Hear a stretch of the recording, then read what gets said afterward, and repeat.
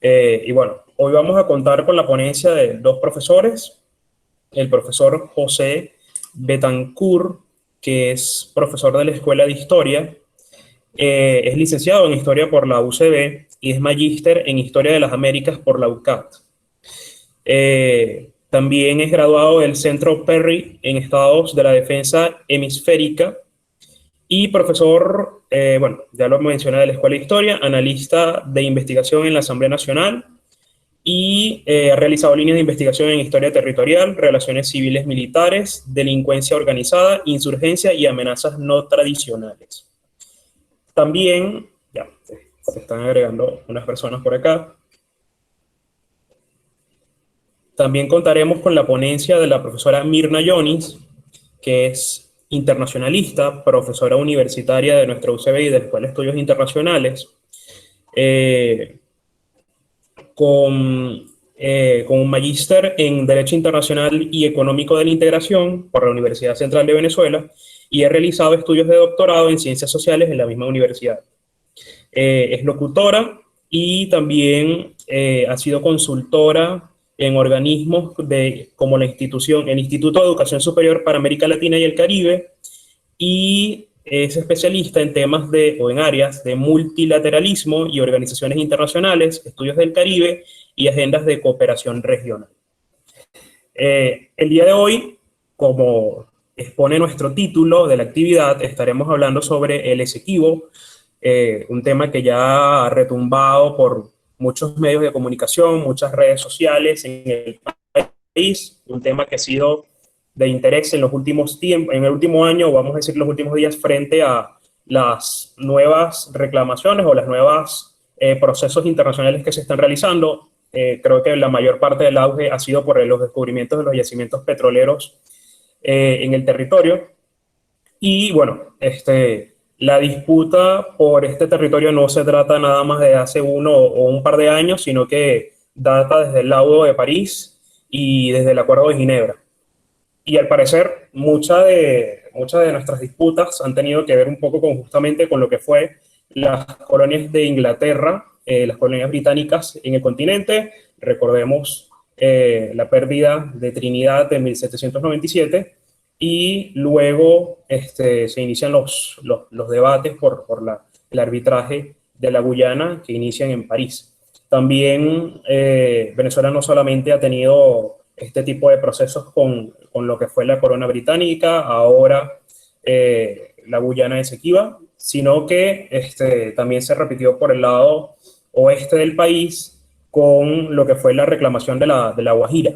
Entonces, nuestra historia está acompañada de parte de estas reclamaciones, de parte de estos encuentros y discusiones internacionales, y hoy vamos a estar para conversar con ellos. Iniciaremos la ponencia con el profesor Betancourt, quien tendrá alrededor de 20 minutos aproximadamente de su ponencia. Luego conversaríamos con la profesora Mirna Yonis sobre los temas de actualidad e internacionalidad y dedicaremos 20 minutos de preguntas y respuestas al final, donde agradeceremos que las preguntas las pueden ir iniciando desde ahora que comienza a hablar el profesor José Betancourt por el chat, y nosotros las tendremos apuntadas para ir coordinando el orden y les estaremos avisando si quieren hacer derecho de palabra. Agradecemos que todos los participantes que estén conectados mantengan el micrófono apagado para no generar interferencia en la comunicación. Y bueno, profesor José, las palabras son de usted. Sí, bueno, muy buenos días. Gracias a los organizadores del evento del día de hoy. Bueno, el tema que vamos a trabajar el día de hoy es un tema recurrente. De hecho, como siempre he comentado en mis clases, es una de las etapas más dramáticas y complejas de la historia venezolana, como es el caso de la reclamación venezolana sobre el territorio Esequibo. Pues bien, para hacer corto, para no generar tantos preámbulos, voy a poner una vez mi presentación, porque vamos a ir trabajando. Yo como historiador, para que ustedes no sepan, yo trabajo también el tema del derecho internacional. Me gusta trabajar mucho el tema del derecho internacional de cara al tema histórico. Y vamos a trabajar el caso del diferendo o la controversia sobre el Esequibo. Vamos a tomar primero en consideración y como marco central de análisis lo que fue el recurso presentado por la República Cooperativa de Guyana ante la Corte Internacional de Justicia el 29 de marzo de 2018. Este documento presentado por el gobierno guyanés, en su estructura, que son aproximadamente 23, 27 páginas, presenta una serie de elementos en los cuales ellos sostienen y presentan ante la Corte la solicitud para que se declare como legítimo, o sea, se declare legal el fallo del laudo arbitral de 1899. Además que se marca un desconocimiento total a lo que es el Acuerdo de Ginebra. Pues bien, aquí está la estructura, estas son las ideas que vamos a trabajar el día de hoy, así que entremos en materia de una sola vez. Primero vamos a ver la primera parte, que es el procedimiento presentado por el gobierno de Guyana ante la Corte Internacional de Justicia, realizado el 29 de marzo de 2018. Esto lo vamos a analizar más al final, pero quiero que ustedes vean la estructura de cómo ellos presentan la causa ante la Corte, donde se destaca, por supuesto, declarar con lugar, o sea, dar validez al laudo arbitral de 1899, el 3 de octubre de 1899, señalar que Venezuela siempre, o sea, nunca tuvo interés en reclamar el territorio, cosa que es falso. Igualmente, ellos presentan a Venezuela como un Estado agresor. Este tema no solamente lo voy a analizar yo, la profesora Mirna, como profesora del área Caribe, conoce bien esto y sabe muy bien en qué forma, desde el punto de vista internacional, más que todo en el área del Caribe, se considera Venezuela. Esto considerando el amplio mar territorial que tenemos gracias a nuestro derecho histórico a partir del Uti Possidetis Iuris, no solo de 1777, estos son derechos que surgen desde el año 1528 con la creación de la gobernación y provincia de Venezuela. Igualmente hacen énfasis en el artículo 33 de Naciones Unidas, tema que también vamos a analizar, y colocan como que Venezuela, la única prueba que tiene, según ellos, única prueba para reclamar la nulidad del laudo, es el famoso memorándum presentado por el señor Severo Omar Prevot, cuyo memorándum salió un año después de su muerte, en el año 1949. Ahora bien, entremos en materia. Tenemos entonces el problema del laudo arbitral. Vamos a hacer un análisis previo, qué pasó previo, o sea, en qué nos condujo a este proceso del laudo arbitral. Primero vamos a ver lo que fue el proceso de negociación entre Venezuela con la Gran Bretaña, que esta negociación como tal surge a partir del año, o sea, las reclamaciones venezolanas surgen a partir del año 1841-42, cuando comienzan a publicarse las líneas trazadas por el naturalista Robert Schomburg, las cuales las líneas presentadas a partir del año 1842 ya comenzaban a presentar movimientos e incluso desconocimiento de soberanía venezolana en el territorio Esequibo. Todo el proceso de negociación va a conducir a un largo proceso de amenazas, retaliación por parte de Inglaterra hacia Venezuela. El Estado venezolano va a mantener una posición firme en reclamar su dominio a partir del principio de Uti Possidetis Iuris. Por lo tanto, este proceso que va a tener un punto de quiebre hacia 1850 con el modus vivendi, va a alcanzar un punto mayor que va a ser justamente cuando se inicia el proceso de mayor agresión británica, cuando la máxima hipótesis de expansión llegaba hasta las riberas del río Caroní. O sea, todo lo que sería las poblaciones del Callao, el área del río Yuruarí, toda esa área era reclamada por Inglaterra, era anhelada por Inglaterra, justamente porque eran zonas, y bueno, ya está comprobado hoy día, que son zonas de altas reservas de oro.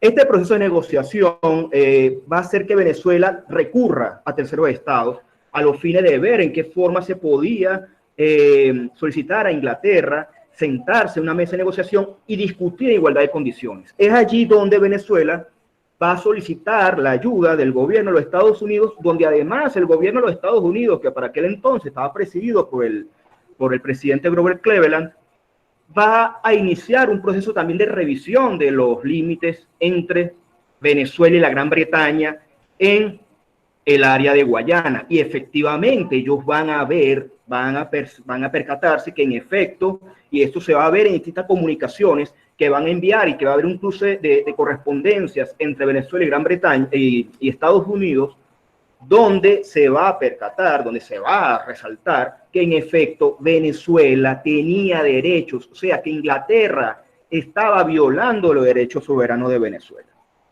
Esto va a hacer, por supuesto, que en el año de 1896 inicie un largo proceso de negociación directo entre los Estados Unidos de Norteamérica y la Gran Bretaña a los fines de lograr que Inglaterra se sentara con Venezuela a negociar el proceso. Esto va a hacer que, por supuesto, el señor Richard Olney, quien era el secretario de Estado del señor Cleveland,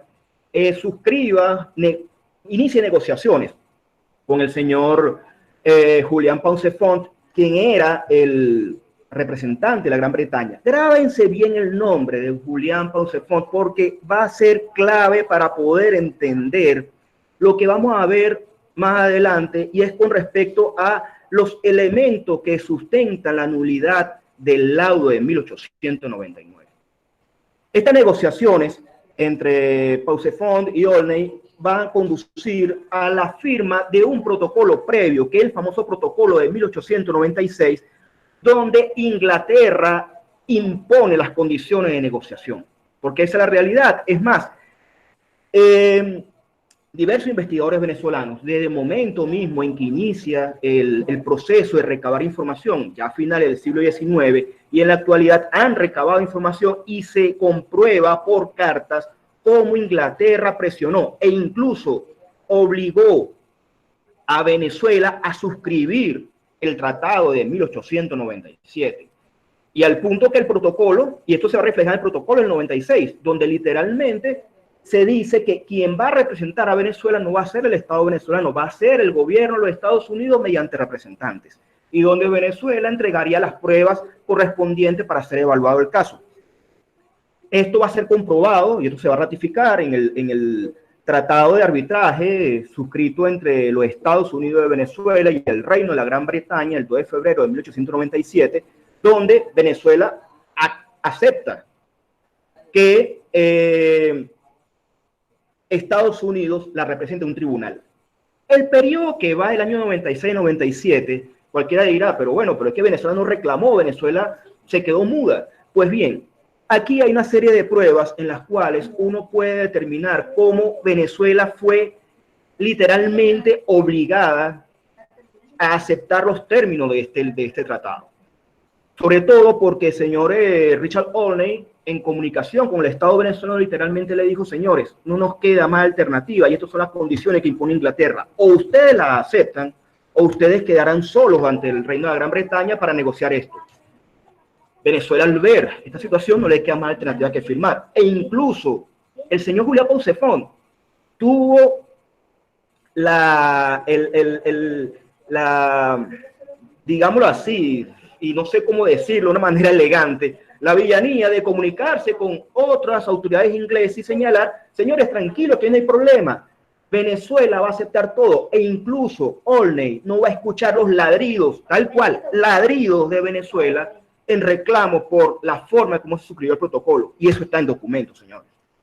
De hecho, cuando uno revisa los libros amarillos del año 1896 y 1897, uno va a observar cómo el Estado venezolano reaccionó ante tanto el protocolo del 96 como el laudo del 97, y Venezuela señalaba esto como un proceso de gran meditación, porque en efecto la prensa venezolana, al tener conocimiento de esto, reclamó y señaló de que esto era completamente ilegal. El Estado venezolano tuvo que acceder porque no le quedaba más alternativa. Pues bien, vamos a entrar ahora en materia en lo que refiere al tema del laudo del año, con respecto al tratado del año 1897. Fíjese bien, si uno revisa con detenimiento la estructura del documento, uno va a ver que el mismo está organizado en una forma extremadamente contradictoria. Vamos a analizar específicamente los artículos 2, 3, 4, 5 y 13. El artículo 2 plantea la organización del tribunal.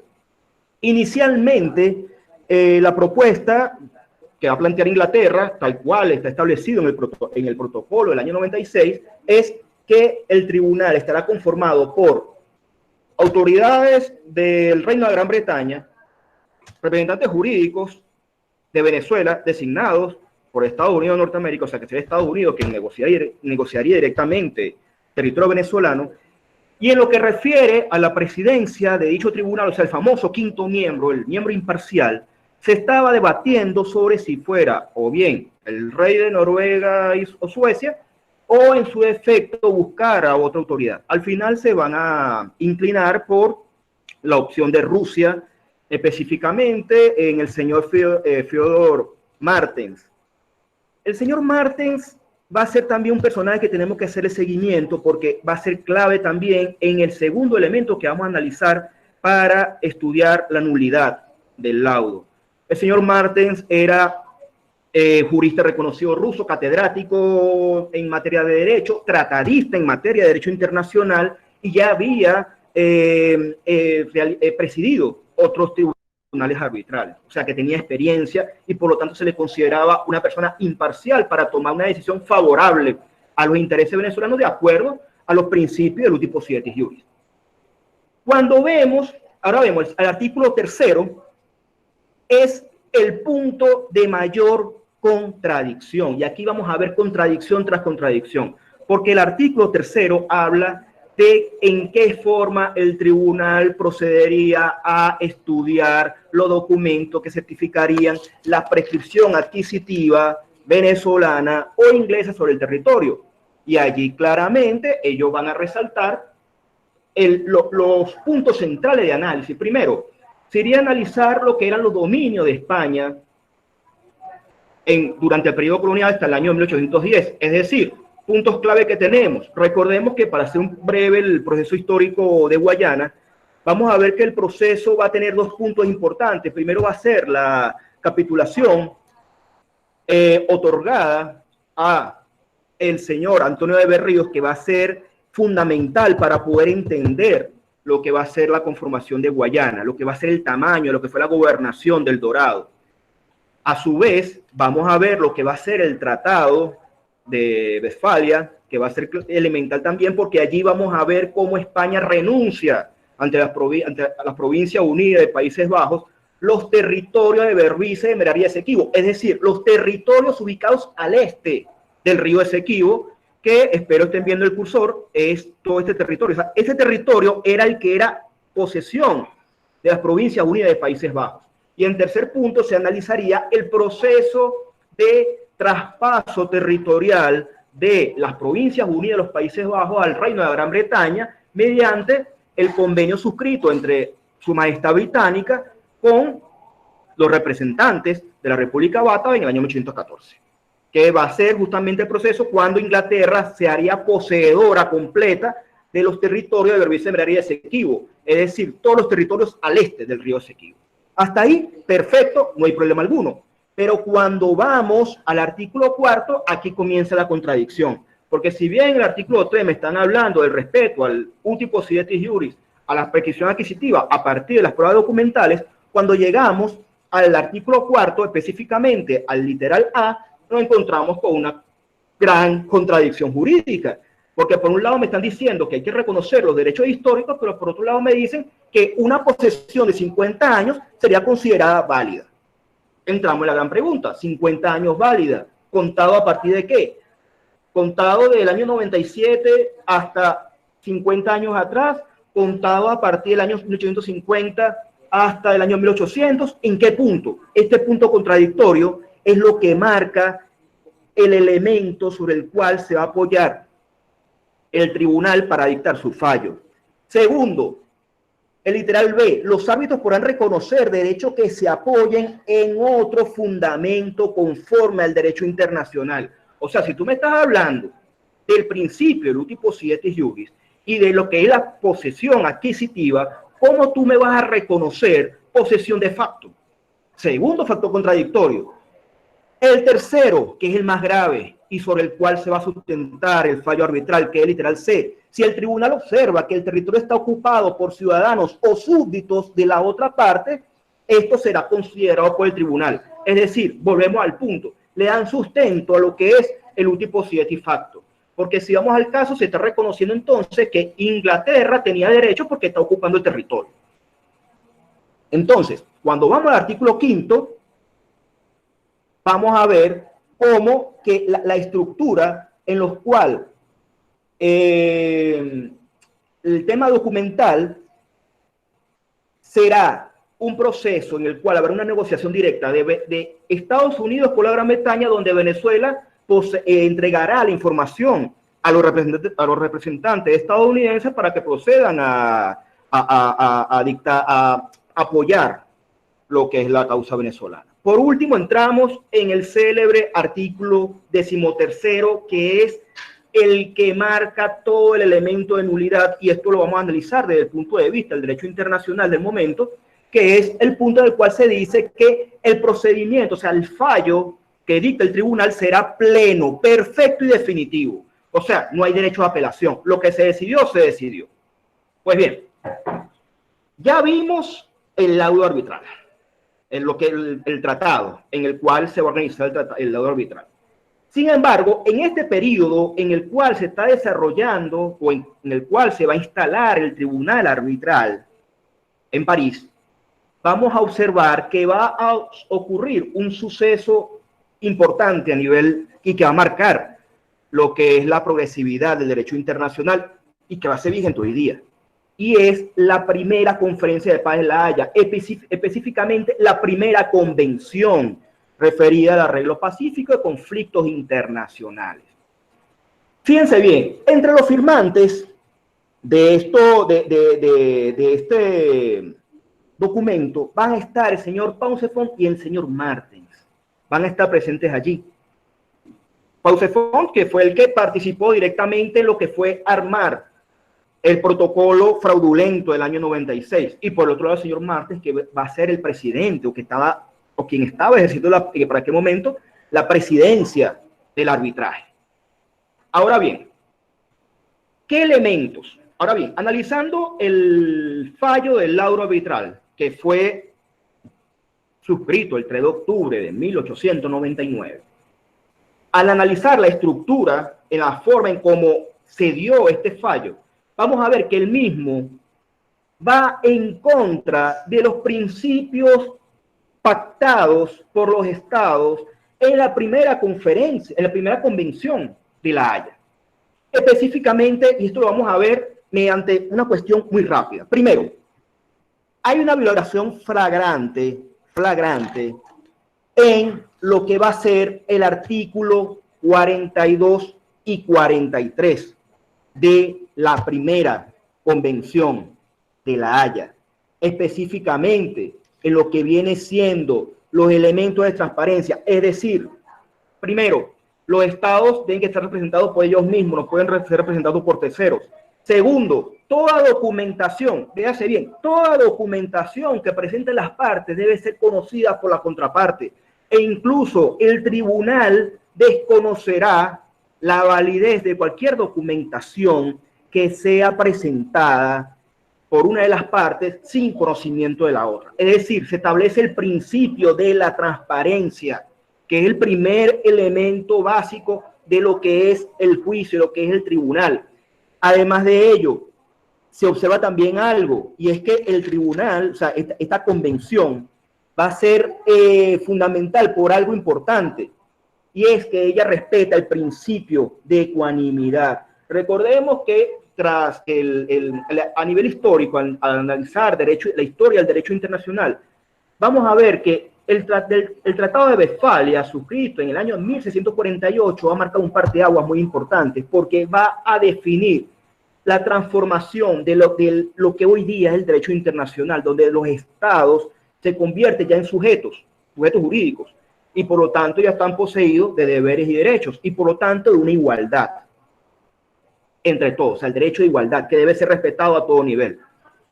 Ahora, cuando analizamos el artículo 26, que es el elemental, y aquí ustedes van a ver por qué razón es nulo el laudo, es porque el artículo 26 define y establece que lo establecido en la convención será aplicable a todos los procedimientos, a todos los procesos de laudo que se estén llevando en aquel momento.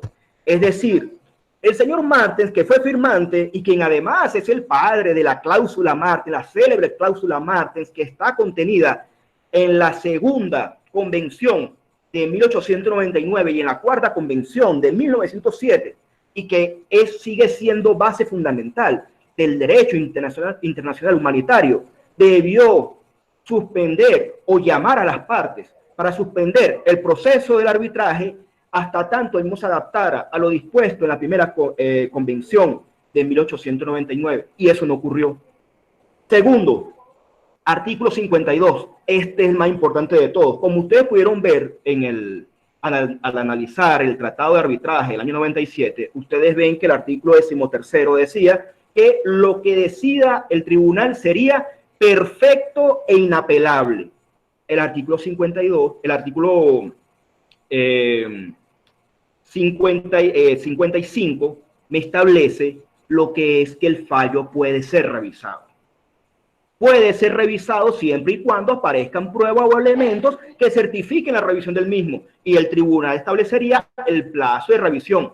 ¿Eso fue aplicado? No fue aplicado. Más bien se consideró como elemento perfecto e inapelable. Lo último y lo más importante, artículo 52, que termina por sellar lo que es el factor de nulidad del laudo. Todo fallo, todo arbitraje debe ser razonado. ¿Qué quiere decir esto con razonado? Previo a lo que son la cláusula dispositivas, o sea, que viene siendo marcar los hitos, decir, mire, delito tal, se marcará tal mojón, tal cosa y demás. Previo a eso, debe haber una introducción donde los árbitros hagan un estudio en el cual señalen, uno, qué documentos fueron considerados válidos. Segundo, bajo qué principios ellos establecen el dominio de territorio. Tercero, bajo qué principios ellos analizaron, interpretaron el principio uti possidetis iuris. Cuarto, en qué punto quedarían ambas partes en algunos casos territoriales que no hayan sido solventados. ¿Eso está en el laudo de 1899? No está.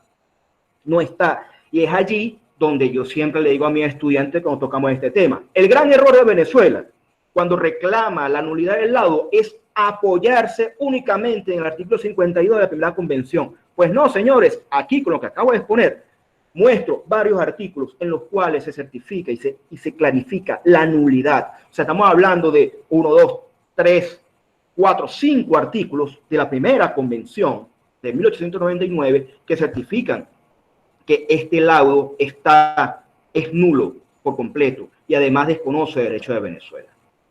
Vamos a continuar para ir adelantando. Tenemos el caso de lo que es el Acuerdo de Ginebra, que es acuerdo el cual el gobierno de Guyana ha desconocido, aduciendo que literalmente ellos fueron obligados de alguna forma por la Gran Bretaña y que Venezuela desconocería su independencia. Aquí vamos a ver y vamos a analizar poco a poco para que ustedes vean cómo el argumento guyanés cae por su propio peso. Tenemos lo que es el principio de equidad. El Acuerdo de Ginebra, suscrito por los representantes de Venezuela, Gran Bretaña y la naciente República de Guyana, es un máximo ejemplo del principio de equidad, porque no solamente está reconociendo el inicio de negociación sobre una controversia, sino que además estás incorporando y dando derecho de igualdad a la naciente República de Guyana. Segundo, este principio de equidad va a quedar sustentado en lo que va a ser la Convención de Viena sobre la sucesión de derechos de los tratados. ¿Qué quiere decir esto? Vemos que cuando uno revisa los documentos de la Comisión de Derecho Internacional de Naciones Unidas del año 1974, uno allí va a observar que en ese documento ellos van a tomar como ejemplo el Acuerdo de Ginebra, porque es un documento en el cual un Estado sucesor asume automáticamente funciones dentro de un acuerdo. O sea, dentro de los acuerdos que ellos citan, que son acuerdos multilaterales, convenio del café, convenio de comercio, etcétera, etcétera, ellos incluyen al Acuerdo de Ginebra como elemental, como un documento necesario y que establece precedentes. Precedente del artículo 10 en lo que es la Convención de Viena sobre Derecho y Sucesión de Tratados. Y eso es importante observarlo. O sea que lo que dice Guyana, que fuimos llevados casi que obligados por Inglaterra, es falso, porque incluso la Gran Bretaña consultó con la naciente República de Guyana y ellos aceptaron y suscribieron el acuerdo. De hecho, invito a que ustedes revisen ese debate muy interesante en la Comisión de Derecho Internacional sobre la materia. Mecanismo de transparencia y solución de disputas. Fíjense bien, esto define que ambas partes deben definir los mecanismos para la solución de la controversia. Y aquí vamos al tema del artículo 33 de la Carta de Naciones Unidas, porque aquí vemos algo interesante, y es que el señor Antonio Guterres, quien es el secretario general de Naciones Unidas, tras recibir el informe final del señor Nylander, procedió a decir, nada, se suspendió el proceso, pasamos una vez a la Corte Internacional. Si uno revisa el artículo 33 en la Carta de Naciones Unidas, uno va a ver que ellos te ofrecen un abanico de posibilidades para negociar conflictos entre estados, donde la Corte Internacional es una de ellas, pero además también te define la mediación, el buen oficiante, la negociación entre las partes.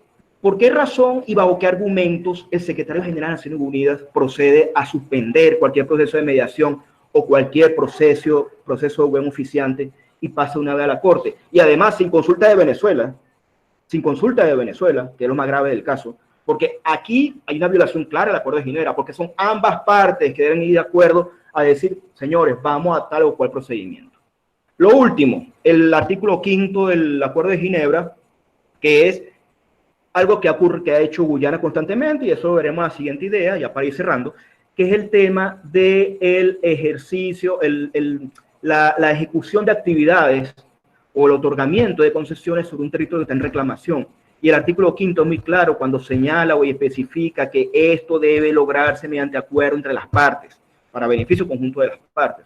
O sea, vemos cómo Guyana ha ido constantemente a un desconocimiento continuo del Acuerdo de Ginebra.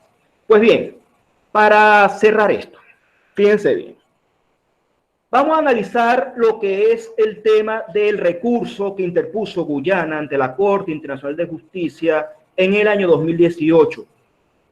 Este argumento, señores, esta propuesta, este documento presentado por Guyana, en forma y fondo tiene falla de todo tipo. Falla desde el punto de vista histórico, falla desde el punto de vista de análisis, falla desde el punto de vista incluso hasta de derecho internacional. Empezando porque aduce, y de hecho les digo que revisen ese documento. Guyana dice, queremos que declaren con lugar el fallo arbitral de París de 1899.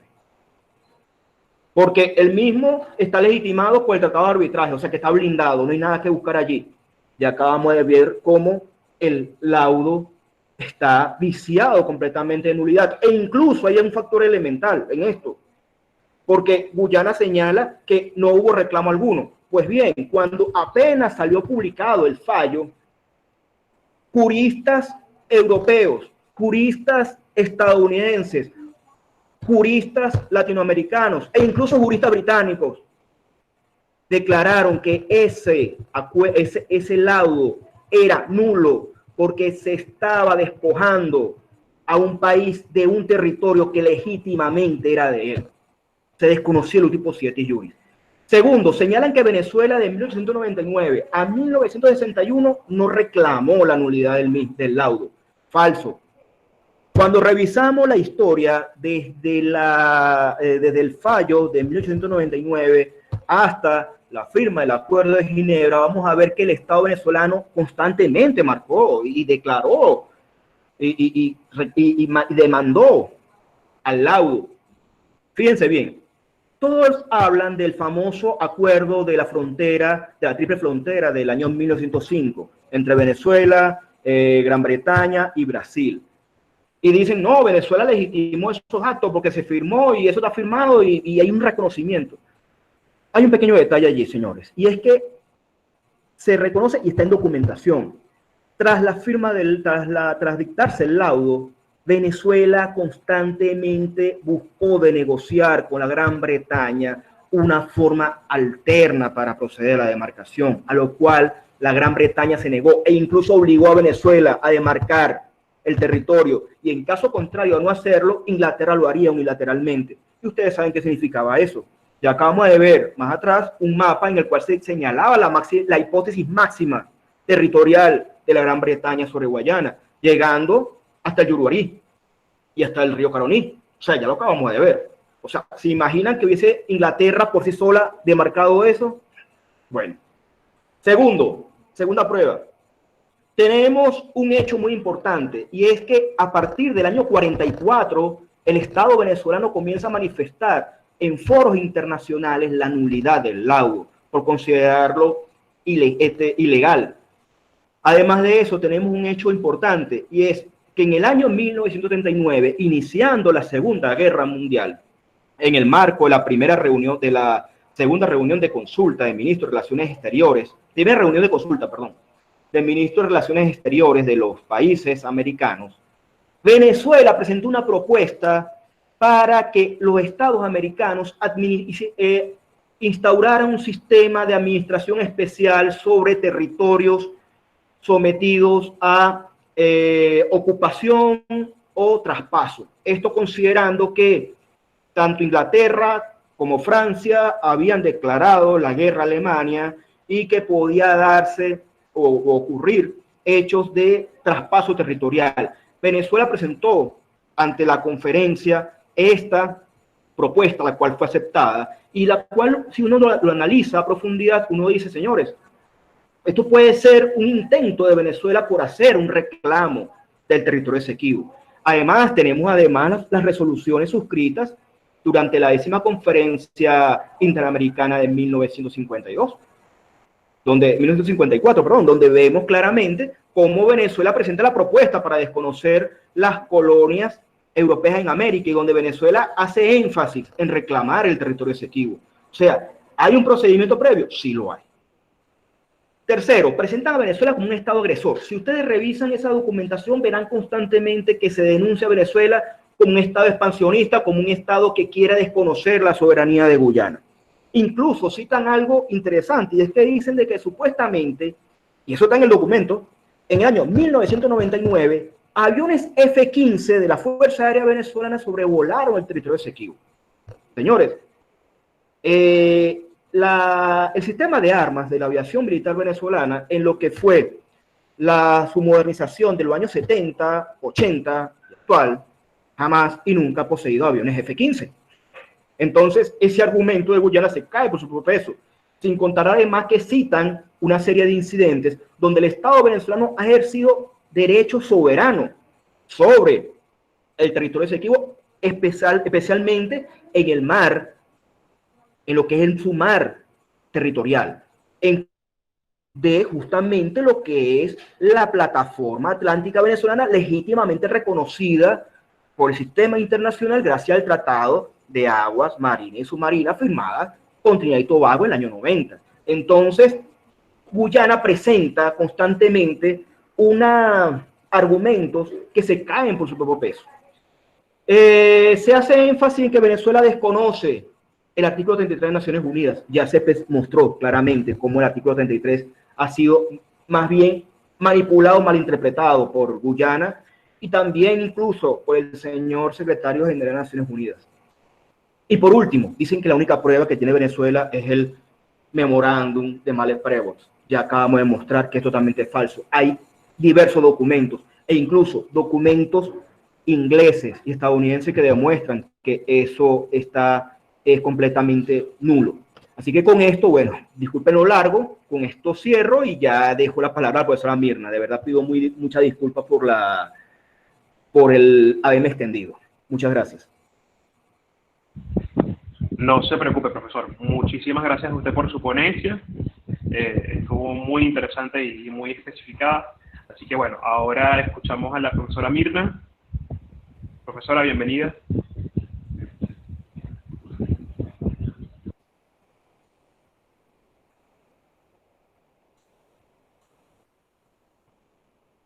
Hola, buenos días. Perdonen el retraso, que estaba aquí con algo para ver si puedo subirlo en unos minutos. Bueno, espero que me escuchen bien. Muy buenos días. Agradezco la invitación para esta actividad organizada por grupos de estudiantes de la UCB. Los felicito sinceramente por organizar este tipo de actividades que sé que no siempre son las más relevantes o por lo menos las más visibles desde el punto de vista mediático, pero muy importante en la presentación que hiciera nuestro moderador, en que son temas que hay que conocer porque se tiene una visibilidad, llamémoslo así, mediática sobre el tema, y él señalaba justamente que la variable petrolera había sido una de las que se le había dado relevancia, y obviamente cuando uno trata de enfocarse sobre un tema que se llama controversia o que se llama disputa o que se llama conflictos, definitivamente hay que conocer un poco más del asunto, ¿no?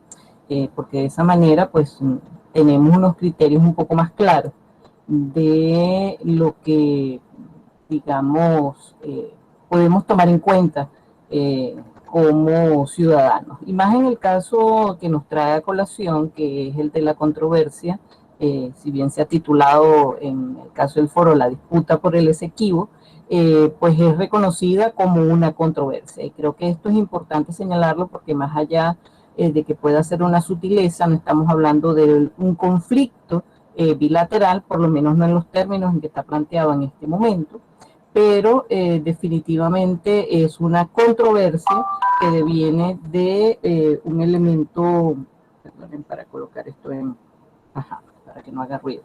Se trata de una controversia que tiene un origen en una reclamación, en una discusión política, geopolítica en un momento determinado, pero que definitivamente confluye en unos elementos jurídicos como los que ha presentado el profesor Betancourt.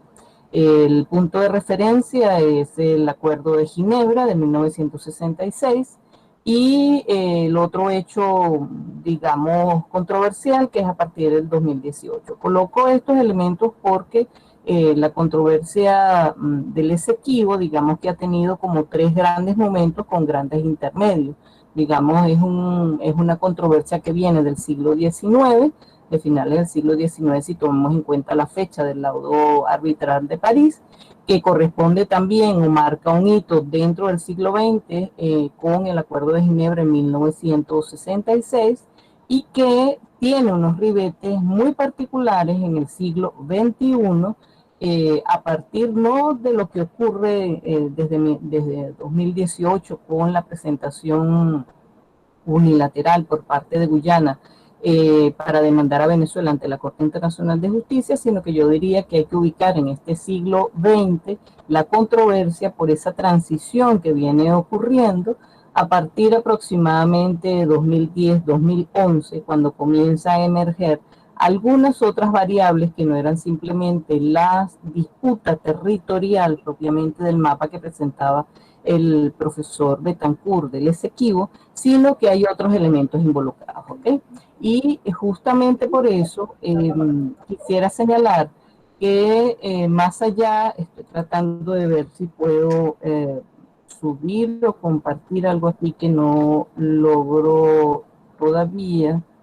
Déjenme ver si esto es posible así. Si no, sigo hablando, permítame un momentito. Vamos a ver, tu pantalla, una ventana. No, ya va. Denme un segundito. Una pestaña acá. Okay. ¿Sí? Vamos a ver si lo logro. Ok.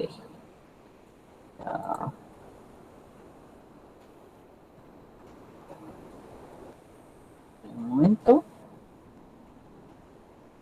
Ok, bueno. Digamos que antes que nada, cuando uno habla de materia internacional, y obviamente que estamos hablando de una controversia en donde están involucrados dos países, en donde hay una temática en especial, Yo tiendo a que nos ubiquemos no solamente en términos abstractos por unas referencias conceptuales o referencias históricas o referencias jurídicas o referencias económicas que pueden estar en algunos textos y que son perfectamente útiles y a las que hay que hacer uso, sino que insisto mucho en que nos ubiquemos desde el punto de vista espacial.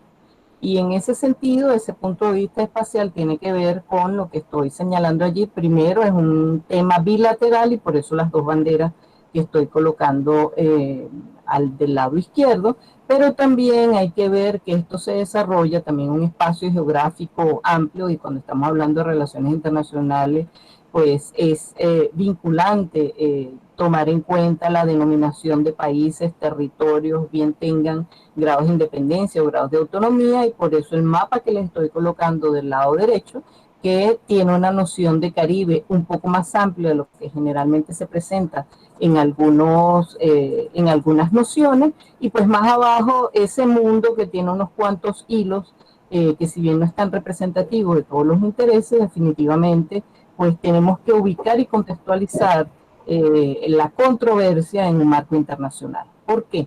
Porque cuando estamos hablando de la controversia por el Esequibo o la disputa por el Esequibo, si bien esto está reducido desde el punto de vista formal, como lo ha señalado el profesor Betancourt, en el marco de unos acuerdos y fundamentalmente el Acuerdo de Ginebra suscrito en 1966, no es menos cierto que hay muchas otras variables intervinientes dentro de esta controversia. Y esas otras variables intervinientes tienen que ver con distintos elementos que voy a señalar a continuación. Por una parte, lo que se refiere al elemento espacio y tiempo. Y ese espacio y tiempo, disculpen que vaya a estar paseando entre la anterior y esta. Ese espacio y tiempo tiene que ver en cierta medida en que no nos estamos refiriendo solamente al espacio bilateral, territorial que registra la historia, que es fundamentalmente masa continental, que es donde está el territorio Esequibo, sino que justamente por la evolución también de relaciones internacionales, del derecho internacional, de lo que se conoce hoy como los espacios marítimos, acuáticos, etcétera, todo lo que se refiere a los ecosistemas e inclusive a las nociones que tienen que ver hoy en día con lo que es el mismo desarrollo sostenible, pues no podemos estarnos circunscribiendo a que esta es una controversia en la cual solamente está involucrado el tradicional territorio continental Esequibo, sino tiene que ver con otros elementos espaciales, y esos elementos espaciales tienen que ver con espacios acuáticos, costas,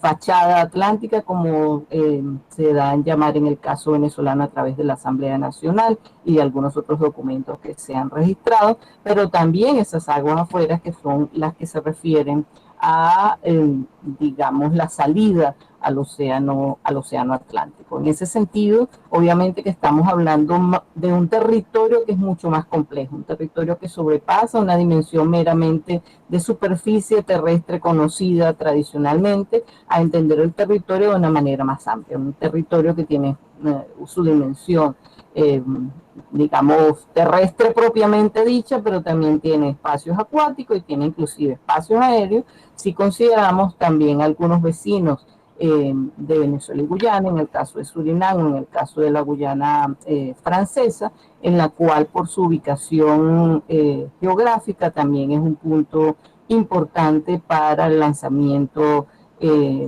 de satélites o de algunos otros elementos dentro de la investigación aeroespacial.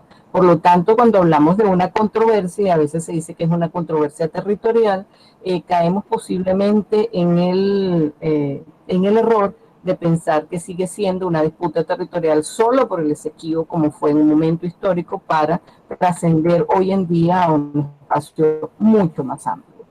En segundo lugar, si estamos hablando de ese espacio territorial en su noción amplia, no es simplemente un espacio bilateral con dos países que están delimitados geográficamente, como Guyana, como República Cooperativa de Guyana, que es la denominación oficial, ¿verdad? Y en el caso de la República Bolivariana de Venezuela, sino que estamos hablando con un contexto más amplio, es decir, no estamos como unas islas en la cual no tenemos mayores vecindades, sino justamente tenemos una vecindad bastante compleja. Por lo tanto, el asunto espacio hay que verlo de una manera más amplia. Y yo hablo de ese espacio, el espacio regional del Caribe, ¿verdad?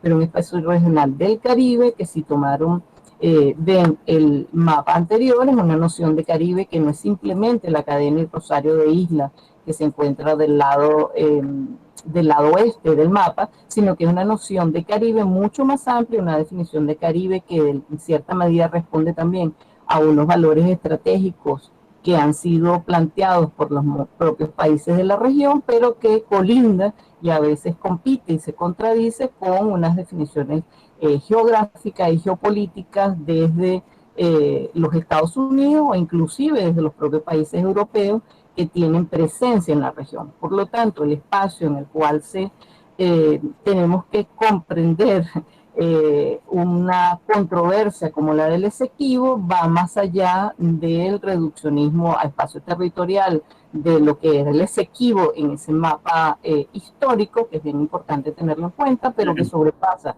hoy en día a otros elementos.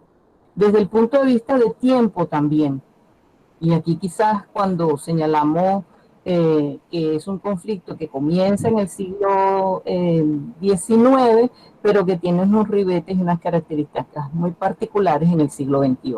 Esto no quiere decir que entonces ahora todo el conflicto es geopolítico, es energético y que lo demás no es significativo. No, sino que se hace más complejo y por lo tanto el abordaje para la comprensión, para el análisis, las perspectivas, pero también para lo que pueden ser entender y comprender las estrategias que pueden seguir los decisores, pues no es nada sencilla, porque las estrategias desde el punto de vista geopolítico, desde el punto de vista de las inversiones petroleras, pueden ser de unas características, pero no necesariamente son conciliables y a veces pueden resultar hasta contradictorios cuando se seleccionan algunas otras variables como la jurídica y la financiera.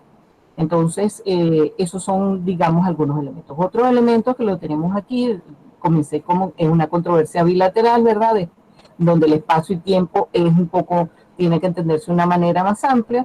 Estamos hablando de una controversia en donde se ha dado preeminencia a los mecanismos de solución pacífica de controversia, si bien no ha escapado los elementos de tensión, momentos de fricción, inclusive de movilización de fuerzas militares o de algunos otros recursos, digamos, de contingentes militares, eso no significa que sea digamos, la característica, sino que esa controversia ha tratado de enmarcarse dentro de las estrategias de diplomacia y negociación, solución pacífica de controversia, que pasa por el abanico desde los elementos de negociación directa, desde las mediaciones y los buenos oficios, como bien lo señaló el profesor Betancourt, pero también las acciones a veces, digamos, conciliadas o en común acuerdo, como fue la selección de buenos oficiantes o de algunas otras acciones cuando ha sido necesario, sino que también han tenido salidas unilaterales que han afectado yo diría, el tono, la tonalidad de la relación bilateral y obviamente de lo que son las opciones de esta controversia. Y a eso me refiero, no solamente por lo más reciente, que es la denuncia que ha sometido unilateralmente Guyana ante la Corte Internacional de Justicia, sino que en algunos otros momentos también, en el caso venezolano, y que es un poco lo que ha tomado Guyana como excusa y trasfondo de su acción ante la Corte Internacional de Justicia, como fue el decreto, no recuerdo ahorita bien el número, 1787, si mal no recuerdo, sí, no, 1787, el decreto en 2015, en la cual de una manera inconsulta en cierta medida, y no es en cierta medida, fue así, fue una decisión soberana desde el punto de vista de Venezuela, en emitir un decreto en donde estaba redefiniendo lo que eran sus espacios acuáticos, en lo que era la zona económica exclusiva, mar territorial, y obviamente en una condición geográfica en la cual la vecindad está mucho más cerca de lo que pueden ser alguna situación geográfica de otros países, pues evidentemente que eso colinda con lo que son los espacios de mar territorial, de zona económica exclusiva, pero sobre todo también de algunos tratados de delimitación que habían sido acordados, como en el caso de Venezuela y Trinidad y Tobago. Pero digamos, estos son como ingredientes que van colocando los puntos de tensión, o algunos lo llaman puntos de inflexión, en la controversia y en la tonalidad de diplomacia y negociación en la que se ha mantenido esta controversia. Aún en la actual situación, en donde se ha considerado un despropósito la demanda introducida por Guyana ante la Corte Internacional de Justicia, se han seguido exhortando y se han seguido haciendo señalamientos para que se mantenga dentro de la solución pacífica de controversia y que se pueden ser los espacios jurisdiccionales, porque no siempre son satisfactorios para las partes. ¿Okay? El cuarto punto que tengo acá en la lista son los enfoques y elementos involucrados. Como pueden observar, yo no voy a hacer una cronología, sino básicamente introduciendo algunos aspectos que creo que son importantes que se conozcan para que reflexionemos posiblemente cuando escuchamos, bueno, es que si la Exxon hizo una declaración, no fue la Exxon, sino que fue el ministro de Petróleo de Guyana o el ministro de Petróleo de Trinidad sobre las inversiones, tengamos en cuenta que hay distintas caras de la moneda, que la moneda no es una moneda tradicional solo de dos caras, sino que tiene múltiples caras y posiblemente sea ese tetraedro de que dependiendo de por dónde se mueva, vamos a ver la complejidad del asunto. Es decir, tenemos aspectos políticos y jurídicos, los elementos jurídicos han sido esbozados de alguna manera y han sido introducidos por el profesor Betancourt, pero definitivamente aún en el aspecto jurídico hay distintas dimensiones y él mismo lo ha señalado, y hay todo un debate y toda una discusión si se concentran solo en los elementos jurídicos. Yo creo que no es así, porque no estamos hablando de un derecho mercantil tradicional o de un derecho administrativo tradicional de los que se conocen, sino estamos hablando de otras variables de ejercicios de soberanía, pero también de intereses geopolíticos y de distinta índole, en la cual la variable jurídica no siempre es buena consejera como única estrategia de acción.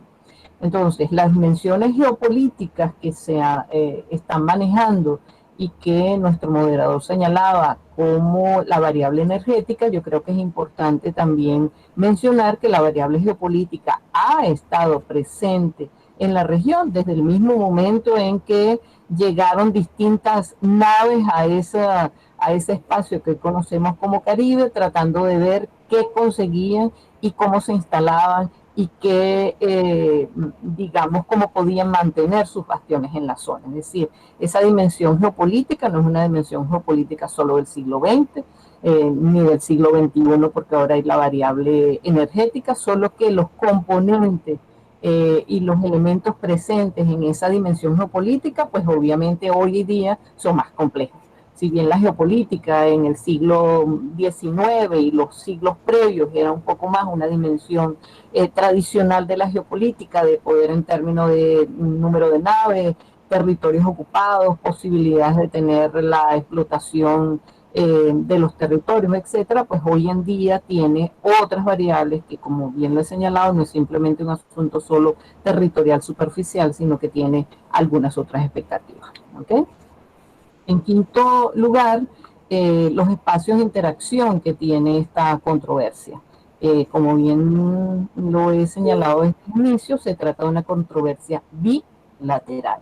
Sin embargo, esa controversia bilateral no se ha circunscrito solo a ese ámbito bilateral.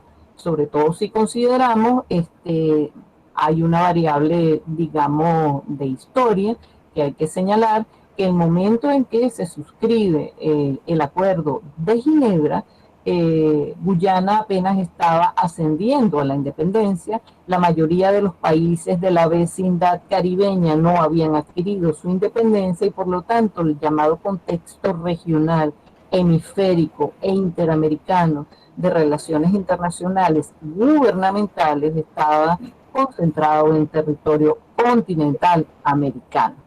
pero que con la emergencia de a la independencia de los países del Caribe, que fundamentalmente se da después de la década de los 60 del siglo XX, definitivamente eso modifica lo que es el cuadro de relaciones políticas internacionales en esta parte de la Tierra, y va a generar alguna evidencia de que las relaciones con los nuevos países que son independientes no son simplemente unas relaciones bilaterales individuales, sino que se conforman a partir de una, digamos, de un accionar de grupo de los llamados países caribeños. Algunos lo dicen que son países CARICOM, sí, se concentran fundamentalmente porque son miembros también de este organismo, pero este organismo emerge apenas en 1973.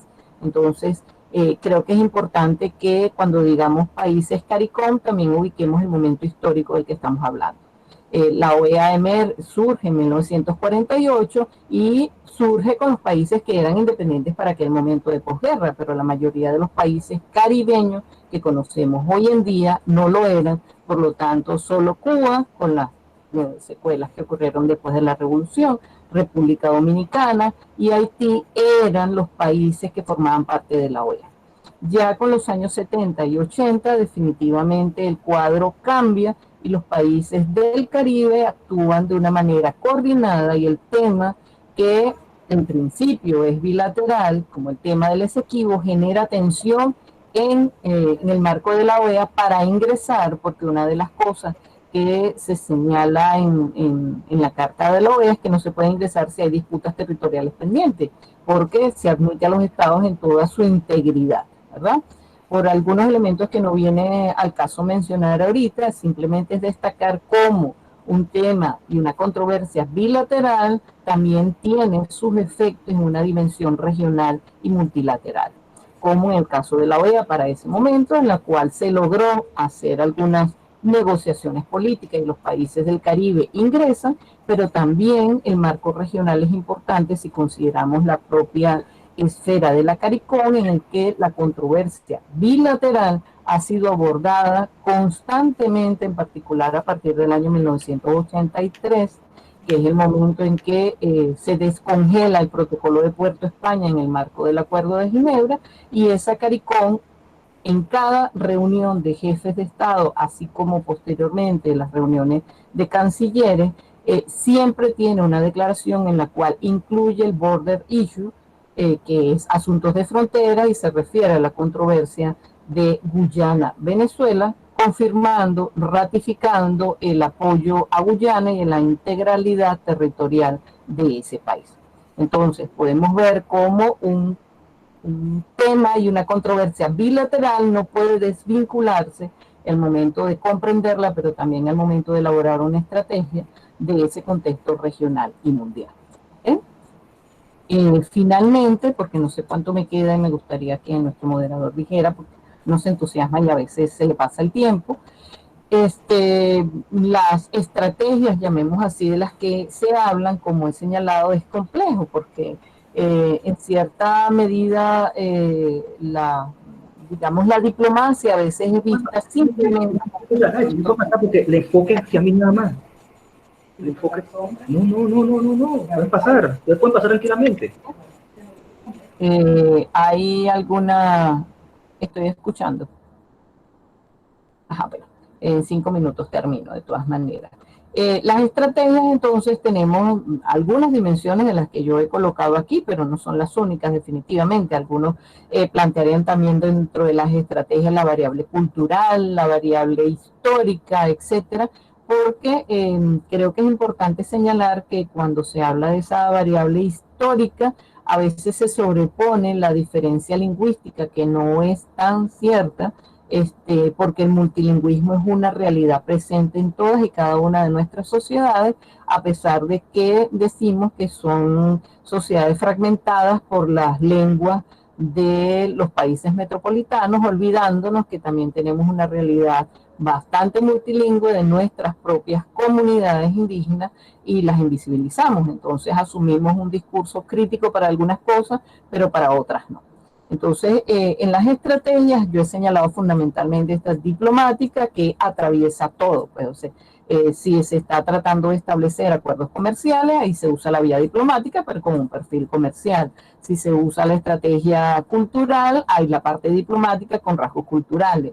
Si hay la estrategia económica y energética, pues también se usa la diplomacia, pero con características particulares, y si no, creo que podemos observarlo en toda la dinámica que ha tenido la relación de Venezuela con el Caribe, digamos desde el punto de vista comercial, pero también en otros tiempos, como las más recientes, con las iniciativas como las del ALBA, las iniciativas de Petrocaribe o las iniciativas de la CELAC, que si bien es cierto, en el caso de CELAC y de ALBA, que son propuestas y con el uso de estrategias, algunos dicen con la petrochequera, otros con la petroideología, etcétera. De todas maneras se utilizaban elementos diplomáticos no tan tradicionales, pero siempre teniendo como base el elemento diplomático de relación gubernamental con la región y con miras a que eso no afectara en cierta medida lo que era el espacio de la disputa bilateral por el Esequibo. Entonces, no quisiera a lo mejor tomarme más tiempo del necesario, pero como pueden observar, no es tan sencillo decir qué podemos hacer, más allá de comprender y estar claro que hay distintos intereses involucrados y tenemos que tomarlos en cuenta. Gracias. Muchas gracias, profesora Yonis, por su exposición. Igualmente, el profesor José Betancourt. Creo que pudimos aclarar muchos puntos y establecer muy buenos enfoques y, bueno, arroparnos de una gran estela de temas para abordar las noticias y los diferentes contextos. Justamente como usted menciona, el tema geopolítico es uno de los que más está en debate en este momento. Yo soy estudiante de economía y el enfoque de interés que se puede decir que tenemos en la carrera es lo que está pasando con el tema petrolero, porque ya salieron hace como 4 meses, en enero o en febrero, no recuerdo bien, salió un artículo del diario de la BBC de Londres, donde se analiza de que Guyana sería el país de crecimiento sostenido más estable en el mundo a partir del año 2021 si ellos logran hacerse de los acuerdos del Esequibo. Entonces, es algo sumamente importante el debatirlo porque sería una fuente de ingresos que estaría perdiendo el país. Y también de que Venezuela tiene fronteras con 17 países marítimos y además de las fronteras territoriales que clásicamente contamos. Entonces, en un proceso de recuperación económica y de recuperación institucional del país, sería es un tema de interés las perspectivas de comercio internacional que tendría el país, y una de ellas, o del buen auspicio de estas, es comenzar con la resolución de sus problemas en disputas internacionales. También me gustaría acuñar la pregunta que le hicieron al profesor José Betancourt sobre que Colombia aprovecharía esta coyuntura para también reclamar territorio. Creo que la mayoría de los enfoques que se están dando en el momento es también para aprovechar la vulnerabilidad que tiene Venezuela en este momento para ver si las opciones o si los mecanismos favorecen que los árbitros o que las sentencias se alineen a favor de los que están en reclamación. Bueno, ya creo que el profesor Betancourt tiene el micrófono apagado, no sé si lo puede encender o estamos por aquí. Ok, entonces a los participantes los invitamos a dejar las preguntas por acá y estaremos leyéndolas por el chat y bueno, por ahí si quieren pedir derecho de palabra estaremos atentos. Ok, Jesús, te sugiero algo, por favor.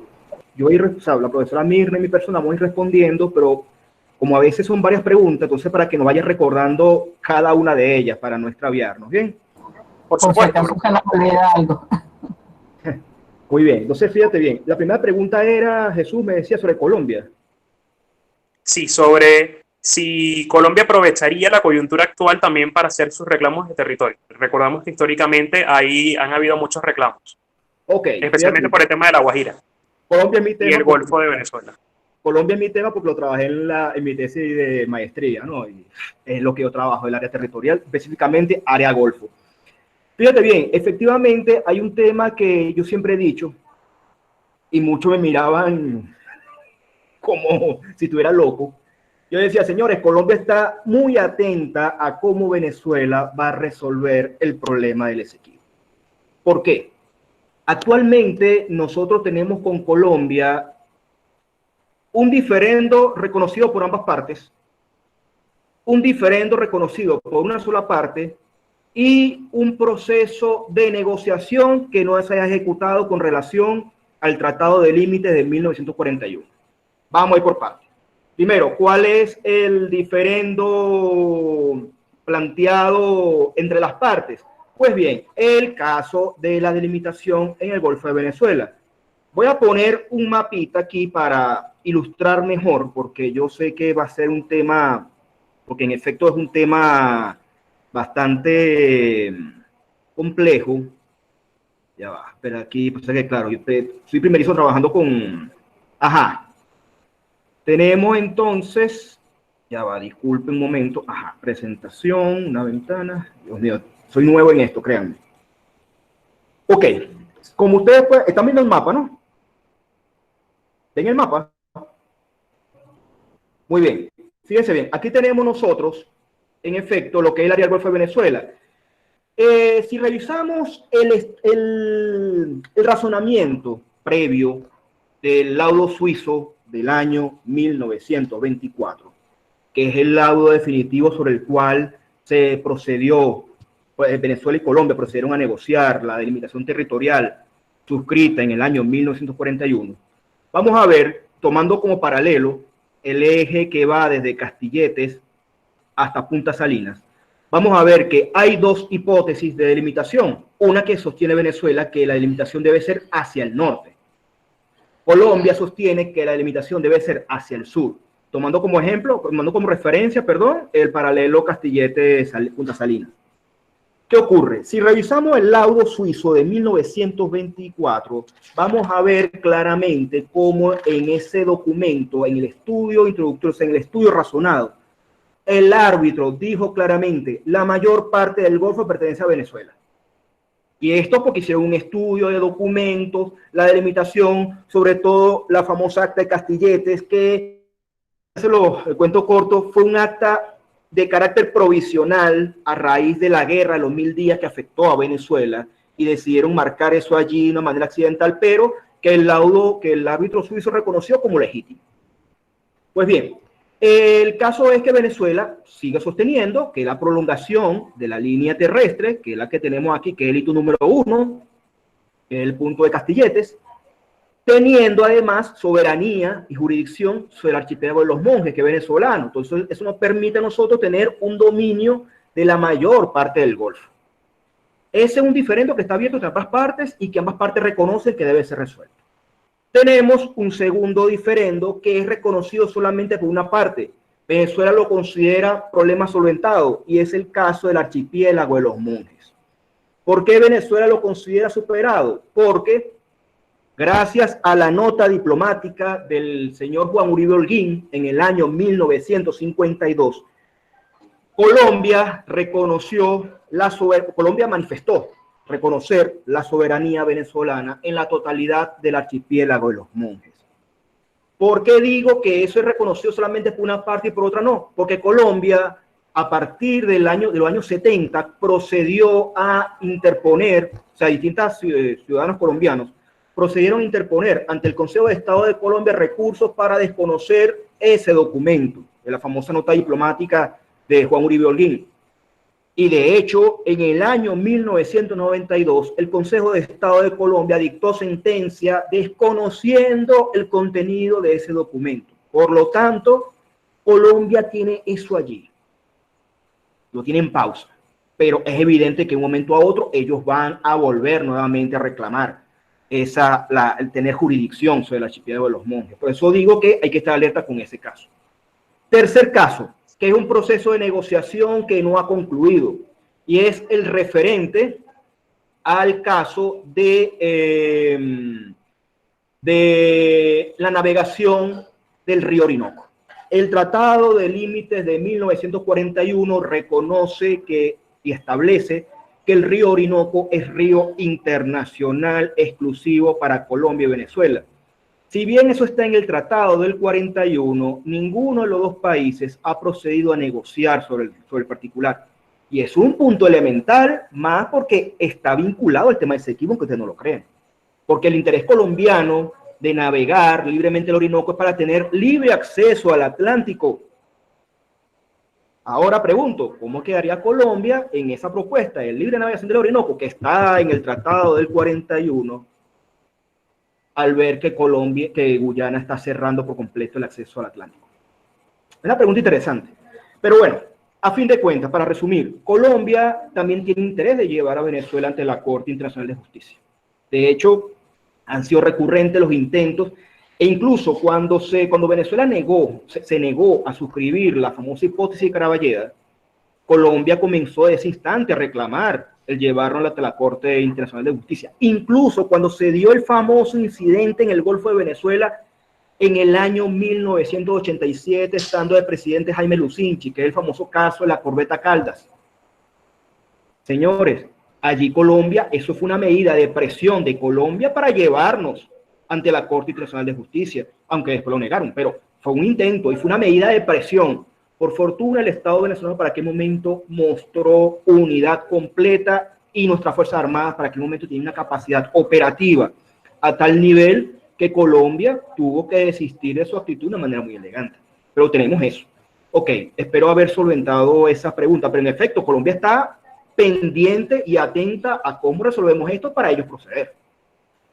Lo que pasa es que, claro, ahorita, y con esto concluyo y pido disculpas, ahorita lo que está pasando con Guyana, y sé que la profesora Mirna me va a apoyar en mi planteamiento, Guyana está aprovechando un momento de debilidad que tiene Venezuela.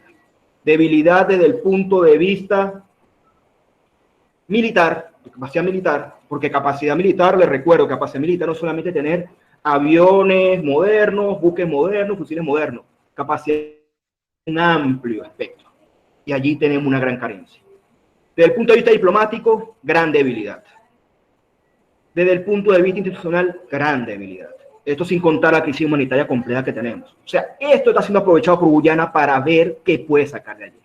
Entonces, bueno, dejo a la profesora Mirna para que responda elementos adicionales. Espero pendiente para la siguiente pregunta, Jesús.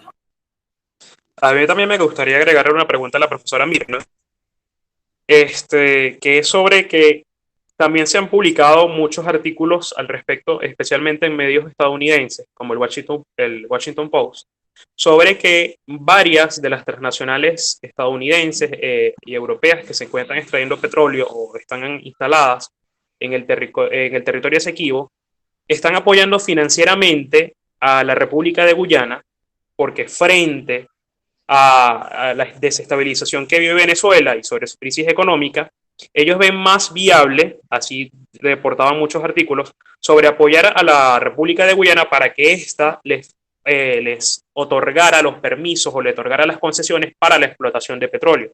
Frente también al caso de que Venezuela cuenta con una empresa donde ya la industria petrolera y el suelo petrolero es nacionalizado y pertenecen a PDVSA.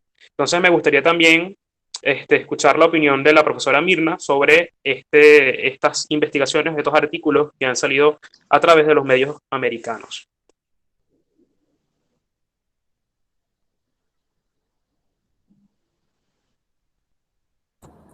Sí, bueno, mira, Jesús, varias cositas, ¿no? Sí quisiera compartir un mapa adicional porque es que la cartografía ayuda muchísimo a las personas a ubicarse, ¿no? Porque a veces se habla en abstracto de estas cosas y es complicado que la gente entienda también esa variable geográfica, ¿no? Estoy colocando dos mapas, solo son ilustrativos. En el caso del petróleo también hay muchos mapas que han salido. Y en este caso, aunque el mapa de Venezuela con los límites, que es el que está más del lado izquierdo, a lo mejor pueden ver algunas líneas que se destacan allí, y hay en la parte del Rosario Oriental, de ese Caribe Oriental, hay como un espacio vacío en el cual todavía son parte de las fronteras por delimitar, ¿no? Y traigo a colación esto porque, vuelvo a insistir, un tema bilateral, si bien es cierto, se resuelve desde el punto de vista bilateral, a menos que haya otras circunstancias, obviamente, tiene que tomar en cuenta muchas otras variables. Y esas muchas otras variables es que no estamos aislados en relaciones internacionales. Lo que hace otro Estado que no sea referido a nosotros, me refiero a Venezuela, lo lógico es que los decisores, los que están haciendo seguimientos de política, tomen en cuenta lo que se realiza en su vecindad y en el contexto internacional, porque puede ser utilizado en contra o puede ser un elemento para potenciar sus estrategias a nivel internacional. Entonces, eso es lo que están haciendo todos los países desde hace ya más de 30 años, con la evolución que ha tenido el derecho internacional en términos de los espacios acuáticos, pero también todo esto que tiene que ver con el derecho al desarrollo, con la agenda de Río 20+20, etcétera, porque eso altera en cierta medida no solamente reglas y no solamente normas, y no solamente, llamémoslo así, prácticas diplomáticas internacionales que habían sido hechas de una manera y que definitivamente hoy en día tienen otras. Por lo tanto, cosas como que enunció someramente el profesor Betancourt, porque no era el sentido de la intervención hoy, obviamente, han salido decisiones, sentencias de delimitación de espacio entre los propios países de la CARICOM, que están siendo considerados por algunos otros vecinos dentro de la CARICOM para resolver su asunto. Lo que no tenemos claro es si eso está siendo tomado por la Cancillería venezolana de hace varios años, ¿verdad?, para evaluar las estrategias seguidas por los otros y la estrategia que sigue Venezuela. Por lo tanto, Colombia está pendiente de lo que ocurre con Venezuela respecto a Guyana, pero también está pendiente y atendiendo que no le salió también la jugada cuando sometió a la Corte Internacional el tema de Providencia y San Andrés, en la cual no salió muy beneficiado y ahora están en una situación de tensión en la relación. ¿Sí? Ah, ok, es que estaba el micrófono por allí. Ok, entonces, digamos, este elemento de controversias bilaterales, ¿verdad?, tiene que ser evaluado en un contexto amplio. Las cosas bilaterales viendo los que están directamente involucrados en la controversia, pero definitivamente está siendo seguido, está siendo observado y está siendo valorizado por otros actores. Entonces, en el caso venezolano, definitivamente tiene que moverse con pie de plomo, como cualquier cancillería se tiene que mover con pie de plomo, prudencia y audacia, que permita lograr objetivos. El asunto es que tú puedes ser muy pacifista y hablar de la diplomacia de paz, pero si solamente lo dices como un elemento reactivo y no eres más proactivo, pues obviamente la contundencia parece que está de viaje dentro de las acciones que ha desplegado la Cancillería venezolana en el caso de la controversia con el Esequibo. Entonces, bueno, ustedes tienen ahí un mapa en el cual hay toda una larga, digamos, un hueco en el Caribe Oriental de situaciones que no han sido definidas. Y vale decir, todas esas situaciones que no han sido definidas tienen que ver con los países con los cuales Venezuela venía desarrollando, no solamente desde el chavismo, sino inclusive previamente una estrategia de acercamiento cultural, económico, preferencial, etcétera, porque definitivamente en una relación en la cual tú eres grande, llámese Venezuela, con 1.000.000 de kilómetros cuadrados y tantos, ¿verdad?, frente a países que en una realidad geográfica específica no llegan a tener el tamaño de uno de los municipios más pequeños en cualquiera de los estados de Venezuela, pues obviamente esa es una relación desigual e injusta para cualquiera que quiera verlo, menos para quien piensa que solo tiene la razón. Entonces, si no se toman en cuenta esas variables de cómo son observados, quién es grande y quién es pequeño, pues estamos mal.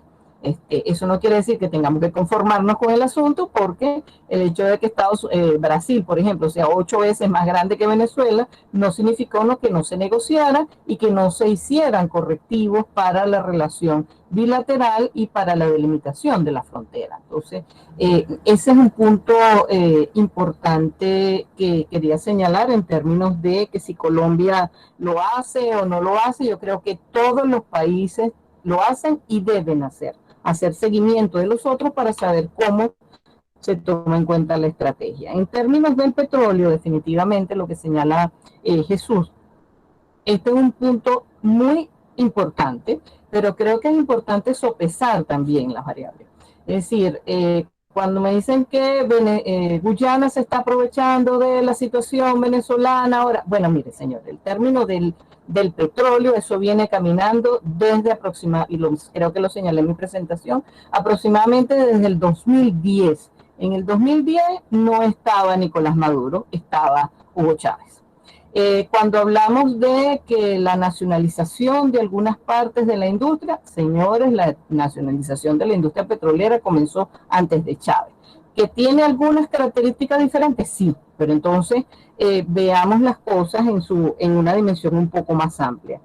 Que sí se está aprovechando la situación de vulnerabilidad generada a partir, yo diría que del año 13, pero particularmente del año 15, porque es cuando llega el presidente Granger, que justamente está saliendo este fin de semana, porque luego de una larga batalla política dentro de Guyana, después de 5 meses, se logró saber que el que había ganado es el que mismo que se había dicho que había ganado unas horas después que se cerraron las urnas, para ver un poco también que las crisis políticas no son solamente la crisis de Venezuela, sino que también en Guyana. Sin embargo, los asuntos exteriores son abordados de una manera distinta. Entonces, sí, Guyana está aprovechando una cierta debilidad hasta cierto punto, pero su estrategia estaba bien definida desde el 2015 con los anuncios que hizo el presidente Granger, pero estaba mucho más clara si observamos que desde 2012 Guyana está definiendo lo que son sus espacios acuáticos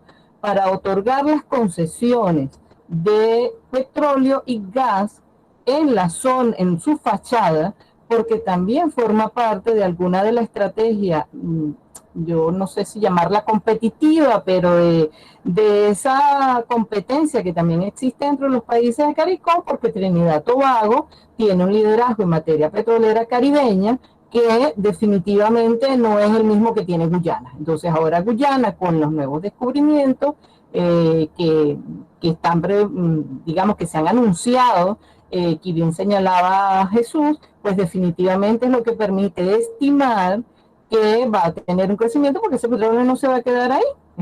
Digamos, el petróleo y gas que tienen esas costas y que además está hecho con una tecnología móvil, y no me refiero móvil porque se haga por celular, sino que se hace con unas especies de barcos en las cuales no tienen ni siquiera que estar fija la torre de explotación, sino que son trasladadas y se mueven dependiendo de la actividad económica, que además de eso son hechas con una tecnología sónica, que creo que son noruegas o danesas, etcétera.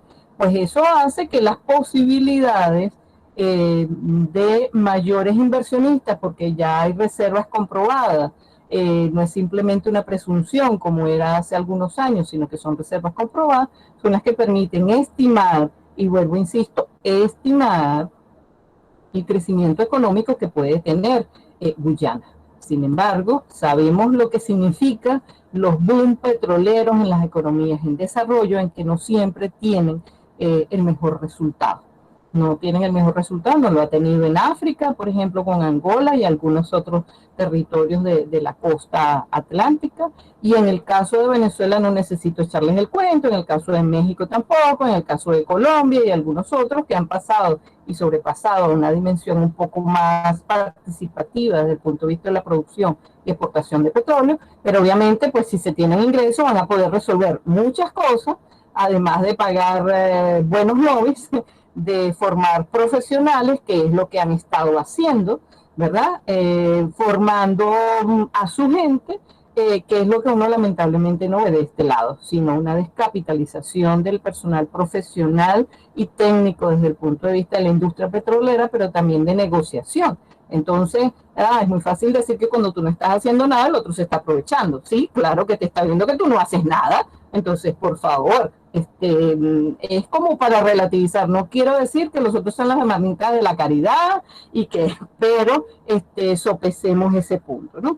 Y finalmente, creo que había colocado algo por aquí en términos de la vulnerabilidad por la de la reclamación también, es decir, porque me refería al aspecto energético, llamémoslo así, ¿verdad? Pero desde el punto de vista de llevar el caso de la controversia a la Corte, tampoco es algo nuevo. No es algo que comienza en el 2015 o que cuando subió Nicolás Maduro y como ahora es presidente y no hace lo mismo que Chávez, entonces ahora vamos a fastidiarle la paciencia. No, señores.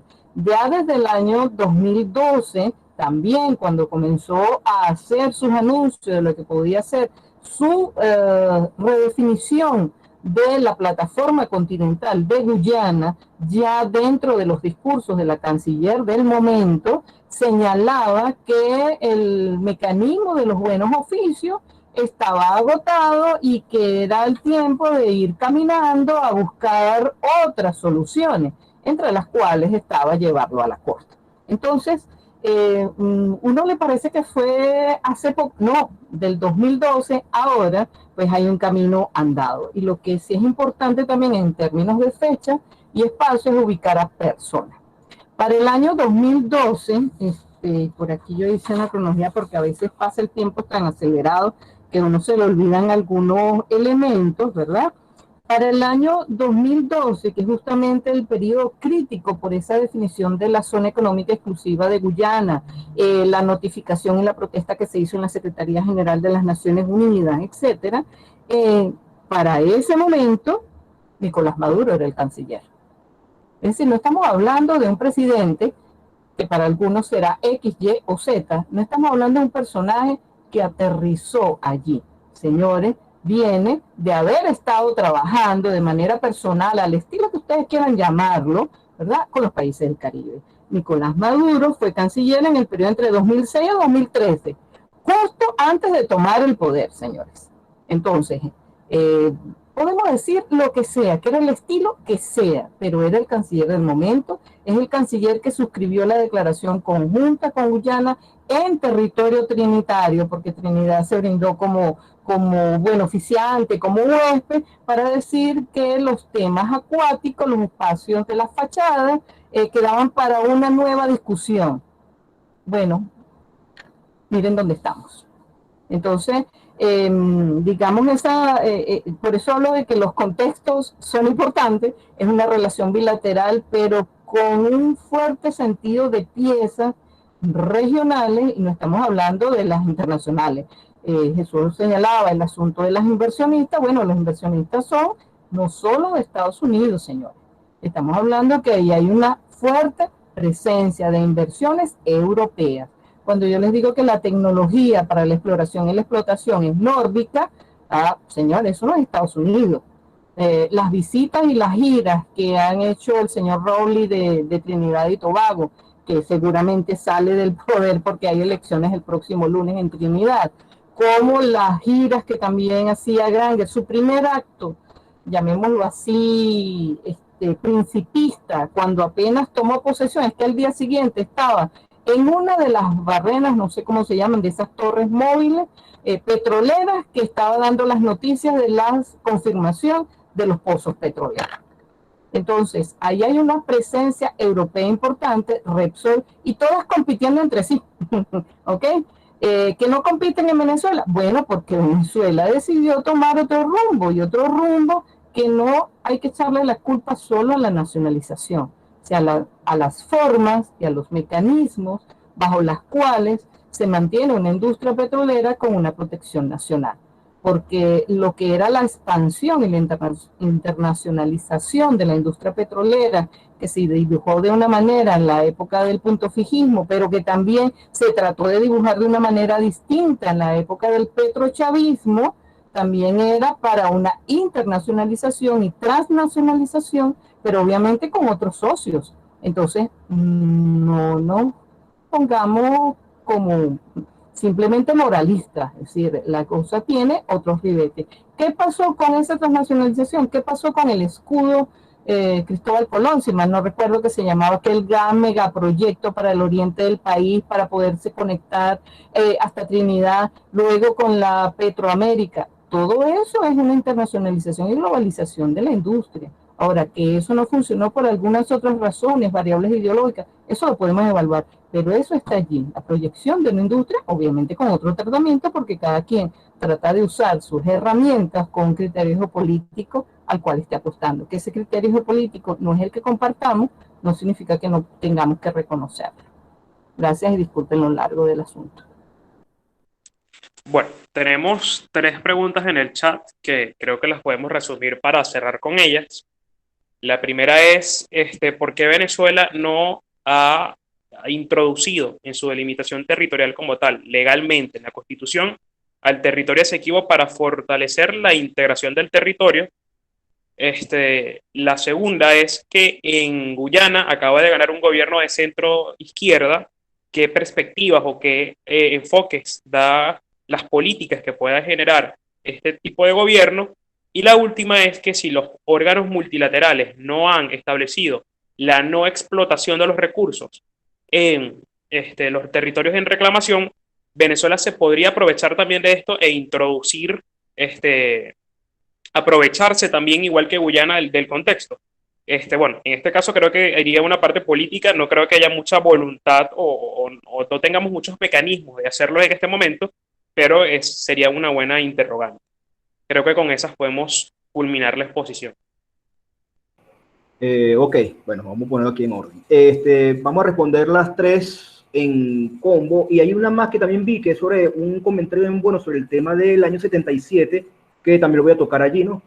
Pero fíjate bien, la profesora Mirna tocó hace rato un tema que no me había acordado. No solo está la declaración de Nicolás Maduro con el tema de la fachada atlántica, esa medida, esa declaración un poco confusa. También está la declaración que hizo Hugo Chávez en el año 2004. Donde dijo, bueno, sí, estamos integrados, esta cosa es una cosa que montó el imperialismo. La gente ve eso desde el punto de vista de opinión pública como algo que no reviste importancia. Sin embargo, les comento que eso a nivel de jurisdicción internacional es reconocido como actos unilaterales de los estados. Ese tema fue trabajado en el año 2006 por la Comisión de Derecho Internacional de Naciones Unidas, porque habían unos cuantos casos donde los estados que estaban en disputa por distintos temas aprovechaban ciertas declaraciones, ciertos comunicados e incluso conversaciones en reuniones para decir, mira, me están dando la razón, esto es tal cosa y demás. Hay que tener mucho cuidado con eso, porque de hecho cuando la comisión sacó un corolario de 10 puntos rectores sobre el tema de declaraciones unilaterales, señalaron que las declaraciones orales o escritas valen por igual. Incluso, la mayor confusión que hay es la interpretación. Hay una interpretación desde el punto de vista jurisdiccional, hay otra interpretación desde el punto de vista jurisprudencial, y ambas coinciden en que todo lo que declare un presidente de la República, un canciller o en su defecto cualquier representante del gobierno investido de autoridad para tratar ese caso ante foros internacionales es considerado como válido. Dejemos eso en el tapete, pero va a ser un punto muy importante, es un punto muy delicado que hay que analizar. Segundo, con respecto al tema de gobierno. Efectivamente, hubo elecciones en Guyana, acaba de asumir un nuevo gobierno. Le voy a decir algo, señores. Aquí tenemos que analizar profundamente lo que es la posición, la historia diplomática venezolana. Una cosa va a ser la historia diplomática venezolana entre el año 1936 a 1999, pongámoslo 2002, que va a estar enmarcado en lo que José Zambrano Velázquez, quien fue canciller cuando Luis Herrera definió perfectamente como una política realista de principios. Es decir, somos un país que planteamos una posición realista en defensa de nuestros intereses, pero nos enfocamos en una política bolivariana, integración de los pueblos, que todos somos hermanos y nuestra política debe ser todos por igual, para que el desarrollo no sea de uno, sino sea de todos los países. Eso fue hasta el año 2002, 2003. Cuando llega Hugo Chávez, vamos a ver cómo hay una transformación importante en ello y vamos a pasar de esa política realista de principios a un algo que todavía le estamos buscando dar forma, porque ese lista o neoliberales en materia de relaciones internacionales. O sea, estamos hablando de una política exterior que se va hacia el apoyo en crear nuevos organismos. Entonces, ahí tienen el caso de UNASUR, tienen el caso de Petrocaribe, tienen el caso del CELAC, o sea, una cantidad de experimentos que creó Hugo Chávez para buscar de poder cimentar su nueva tesis de relaciones internacionales, su tesis de diplomacia bolivariana, que, bueno, al paso del tiempo, por distintos factores, casi todos naufragaron, porque de hecho UNASUR naufragó, ALBA, bueno, Mercosur quedó encerrado nuevamente en sus posiciones conservadoras, Petrocaribe está en una situación bastante compleja, por eso es que yo creo que lo que decía la profesora Mirna, la apoyo perfectamente.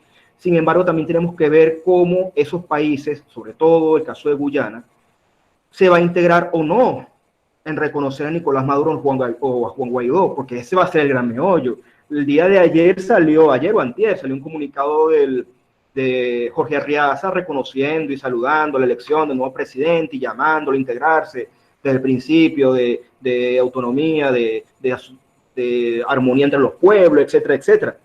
Pero aún no hemos visto todavía un comunicado, ni siquiera la declaración. Por eso va a ser interesante prestar atención a la primera locución del nuevo presidente guyanés, porque allí vamos a ver dos cosas. Uno, a quién él va a reconocer como autoridad venezolana, porque aunque ustedes no lo crean, este problema político interno repercute en la vecindad. ¿A quién va a reconocer como presidente? Si a Juan Guaidó o a Nicolás Maduro. Y lo segundo es qué mecanismo va a reconocer él ante la controversia sobre el Esequibo. Aquí vamos a ver, y me lo van a creer cuando se los diga, vamos a ver una posición realista del gobierno guyanés. Ellos van a seguir presionando por la Corte Internacional de la Haya. Olvídense que ellos van a retroceder su posición. Señores, es una posición económica, es realismo, necesito conseguir recursos. Ellos van a seguir en eso. Por más que el gobierno sea socialista, sea lo que sea, van a seguir en eso. Segundo, el tema territorial de Guyana. Fíjense, hay esa pregunta junto con otra, porque fíjense, en el año 70 efectivamente Guyana comenzó a otorgar concesiones en el mar territorial adyacente, la zona en reclamación, y eso fue reclamado por el Estado venezolano. En los 80 hicieron un segundo intento, también fue rechazado por el Estado venezolano. O sea, que esto no es primera vez, o sea, esto no viene en el año 2012, como dice la profesora Mirna, de que esto viene de que llegó Chávez y atrás de él llegó toda la desgracia de Venezuela. No, o sea, aquí vemos una política recurrente, constante y continua de Guyana por intentar generar un criterio de dominio territorial. Sin embargo, en la pregunta que estaban planteando sobre por qué razón nosotros en la Constitución incorporamos, el artículo 10 de la Constitución en cierta medida incorpora al territorio Esequibo cuando señala que el territorio venezolano es el mismo que conformaba la Capitanía General de Venezuela ante la transformación política del 19 de abril de 1810. Véase, uti possidetis iuri del año 1810. Véase, Capitanía General de Venezuela. Véase, términos territoriales, tomando como ejemplo eje oeste-este, río Hacha hasta río Esequibo. O sea, están incorporando el territorio Esequibo. Está incorporado. Sin embargo, yo entiendo el planteamiento de por qué razón no profundizamos más allá. Miren, Venezuela, dentro de esta tradicional visión de política realista de principios, también ha pecado mucho de candidez, como me lo explicó muy bien el profesor Germán Carrera Lamas. Venezuela siempre ha buscado la forma de cumplir todo desde el punto de vista legal, desde un punto de vista de respeto hacia el Estado de Derecho, hacia lo que dicta el derecho internacional, un respeto a todos los niveles para reconocer de que todos los pueblos somos iguales. O sea, Venezuela ha sido la que más ha respetado el Acuerdo de Ginebra, porque incluso el artículo referente a lo que son el reconocimiento o no como acto de soberanía, explotación en el territorio en reclamación, Venezuela jamás y nunca ejecutó nada. Más bien ha sido Guyana quien siempre lo ha hecho. Y Guyana ha hecho lo posible o imposible por instalar o ejercer cualquier clase de soberanía sobre el territorio, incluyendo la famosa concesión otorgada al pastor estadounidense que cometió el suicidio masivo en el Esequibo. O sea, hasta ese punto llegamos. Entonces estamos viendo efectivamente que Venezuela siempre se mantuvo y siempre se ha mantenido en esa posición de no querer generar presión para no violar el contenido de Ginebra. Pero bueno, eso ya es una cuestión que queda más entre los especialistas sobre la materia desde el punto de vista de relaciones diplomáticas, pero es un tema recurrente. Lo último, el tema de explotación de recursos. Efectivamente, estamos viendo que Guyana ha ejecutado constantemente una política de explotación, como bien dijo la profesora Mirna, esto no es solamente un asunto europeo, porque el gobierno que dirige Nicolás Maduro y que dirige Hugo Chávez se han empeñado en decir de que esto es una lucha, esto es una agresión del imperialismo, que aquí está metido Europa, que aquí está metido Estados Unidos, pero se olvida que ahí también está metido Rusia, China, India, véase, aliados estratégicos de la diplomacia bolivariana. Y están metidos allí, y están explotando recursos. Brasil también, cuando estaba Lula da Silva, hicieron convenios, y se supone que Lula era aliado estratégico de Venezuela. China, quien dice que siempre está pendiente y auxiliando al pueblo venezolano, está metido allí. O sea, todos están participando en esa acción que es de despojar a Venezuela de un territorio.